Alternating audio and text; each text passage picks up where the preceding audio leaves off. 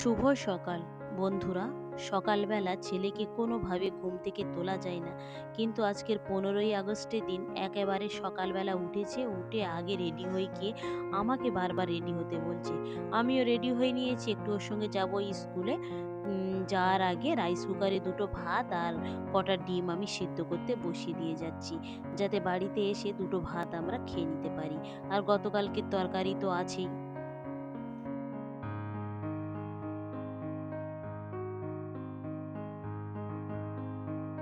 চলুন, চাপিয়ে দিয়েছি, ছেলেটা নিচে থেকে বারবার ডাকছে, তাড়াহুড়ো করছি। এবারে চলুন স্কুলে চলে যাই।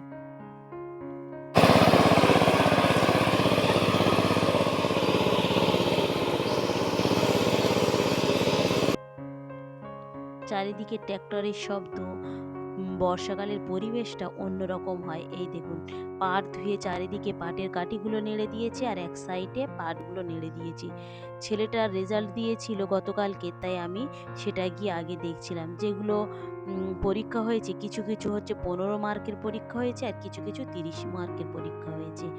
তা কত পেয়েছে নিশ্চয়ই আপনারাও দেখতে পেয়েছেন। আর এই দেখুন, পতাকা তোলার আগে সমস্ত বাচ্চাদের এক জায়গায় করে লাইন দিতে বলছে, কিন্তু বাচ্চারা তো এই দেখেন এক এক করে সব কেমনভাবে অকাজ কুকাজ করে যাচ্ছে, কোনোভাবে কেউ সোজা হয়ে দাঁড়াচ্ছে না।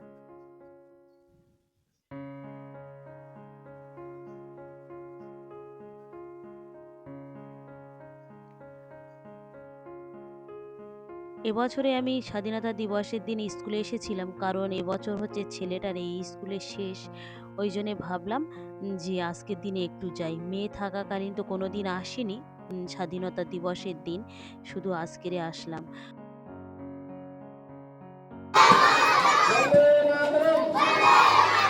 जय हिंद। जय हिंद। नेताजी सुभाष चंद्र बोस की, महात्मा गांधी की, खुदीराम बोस की। वंदे मातरम।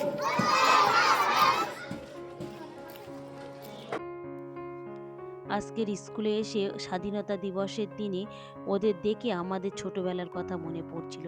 আমরাও স্বাধীনতা দিবসের দিন সকালবেলা উঠে পাড়া থেকে কার গাছে কি ফুল আছে সেগুলো নিতাম, একটা করে বাড়ি থেকে কঞ্চি নিয়ে যেতাম, আর স্কুলে যাওয়ার পরে মাস্টাররা কাগজের পতাকা দিত, সেটা আঠা দিয়ে আমরা লাগিয়ে নিতাম। এক এক করে বাচ্চাদেরকে নিয়ে একটু ঘুরিয়ে আনবে। আর চলুন, এদের পিছনে পিছনে আমিও বাড়ির উদ্দেশ্যে রওনা দেব।